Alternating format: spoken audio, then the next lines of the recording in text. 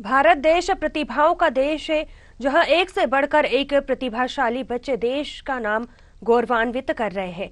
ऐसी ही एक शख्सियत जिन्होंने देश ही नहीं विदेशों में भी अपना परचम लहराने में अपने देश का नाम गौरवान्वित किया है। जी हां, हम बात कर रहे हैं जबलपुर की प्रतिभा माउंटेन मैन के नाम से प्रसिद्ध अंकित सेन की। न्यूज आवर से माउंटेन मैन ने प्रसिद्ध अंकित सेन से खास बातचीत की है। इस दौरान उन्होंने क्या कुछ कहा है, आप भी सुनिए। कि वह प्रतिभा जिन्होंने देश विदेश में जाकर अपना नाम रोशन किया और ऐसा नाम रोशन किए कि पूरे विश्व में इनका नाम रोशन हो चुका है।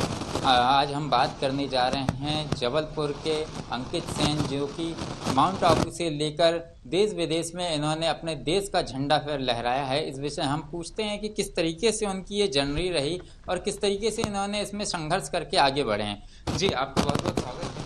किस तरीके की आपकी ये जर्नी रही है इसमें? नमस्कार सभी को। मैं Ankit Sen, mountain man, Jabalpur brand ambassador.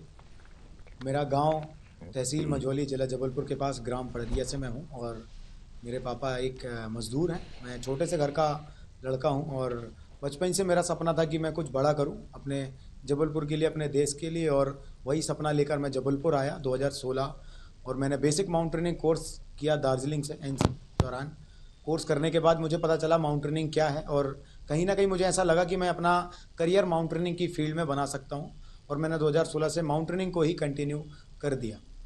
2000 इसमें कहा जाता है कि पेरेंट्स हैं और कुछ गुरु होते हैं जिनके मार्गदर्शन में चलकर आपको सफलता मिलती है, तो कौन थे आपके इसमें? बट जब मैं जबलपुर आया तो मुझे ऑब्वियसली जबलपुर लाने वाले मेरे माता पिता हैं और उनका हमेशा सपोर्ट रहता है मेरे साथ। आज भी मैं कोई भी कैंप करता हूं तो मेरे से 2 कदम वो मेरे से आगे चलते हैं। माउंटेनिंग की फील्ड में देखा जाए तो मेरी जो आइडल हैं, मैं उनकी मूवीज़ देखा हूँ, उनकी वीडियोस देखा हूँ, उनकी वेब सीरीज़ देखा हूँ। डॉक्टर अरुणिमा सिन्हा जो कि लखनऊ की हैं और पहली विश्व की दिव्यांग महिला हैं जिन्होंने भारत का नाम विश्व में ऊंचा किया है और माउंट एवरेस्ट में जाकर भारत का राष्ट्रीय ध्वज लहराया है। उनसे मैं मिल चुका हूँ और उनसे ही उनको अपना आदर्श मानता हूँ। उनसे सारी चीज़ें सीखा हूँ मैं उनकी वीडियोस देख के। और जब मैं उनसे मिला तो मुझे काफ़ी खुशी हुई कि एक पैर कटने के बाद वो माउंट एवरेस्ट में जा सकती हैं। तो भगवान मेरे तो दोनों पैर दिए हैं, तो मैं एक कोशिश कर रहा हूँ कि मैं भी विश्व के 7वें महाद्वीप में जाऊँ और भारत का राष्ट्रीय ध्वज लहराऊँ और 3 महाद्वीप मैंने कंप्लीट कर चुके हैं।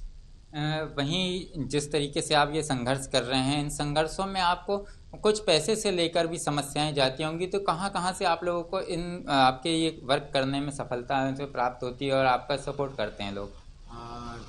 माता पिता के आशीर्वाद के साथ साथ मेरे बहुत सारे शुभचिंतक हैं और जो कि इस फील्ड को माउंटेनिंग को आगे बढ़ाते हैं। बेसिक माउंटेनिंग कोर्स के बाद एडवांस माउंटेनिंग कोर्स किया जो कि गवर्नमेंट का था। गवर्नमेंट के साथ साथ एनसीसी ने मुझे पूरा सपोर्ट किया उस टाइम। एनसीसी कंप्लीट होने के बाद 2023 जब मैं अफ्रीका गया माउंट किलिमंजारो, उस टाइम पे मैं जबलपुर में ही 2-3 लोगों से मिला और वो मेरी मदद किए। एल्ब्रूस यूरोप महाद्वीप जो कि रसिया में स्थित है, यूरोप महाद्वीप का हाईएस्ट पीक है, वहाँ पे गया। वहाँ पे ही मुझे प्राइवेट स्पॉन्सर्स मिली और अभी ऑस्ट्रेलिया महाद्वीप जो कि माउंट कोजेस्को में भी चढ़ के आया हूँ, उसकी स्पॉन्सर भी मुझे जबलपुर के लोगों ने करी है। विधायक जी ने भी करी, महापौर जी ने भी करी। तो ऐसे बहुत सारे लोग हैं जो हमेशा कभी ना कभी मुझे हर किसी कैंप में थोड़ी थोड़ी मदद करते रहते हैं। हमारे ये जो गेम है, ये गवर्नमेंट जो ओलंपिक होता है इसमें नहीं है, इस कारण से हमें शासन से ऐसी कोई मदद नहीं मिलती है। पर शासन की एक पॉलिसी है, अगर हम माउंट एवरेस्ट सबमिट करके आते हैं तो हमें विक्रम अवार्ड दिया जाएगा और विक्रम अवार्ड के बाद स्टेट गवर्नमेंट की ये पॉलिसी है, सेंट्रल गवर्नमेंट की ये पॉलिसी कि आपको स्टेट गवर्नमेंट में कोई भी अच्छी बी ग्रुप की जॉब दी जाएगी। देखिए, अगर आप स्पोर्ट्स की बात कर रहे हैं तो जहाँ तक मैं जानता हूँ कि स्पोर्ट्स वालों को सबसे पहले गवर्नमेंट जॉब लगते हैं, तो गवर्नमेंट जॉब के आपके पास कुछ अपॉर्चुनिटी आई? नहीं, मैं अभी जॉब नहीं कर रहा हूँ क्योंकि मैं उस कैटेगरी में भी शामिल नहीं हुआ।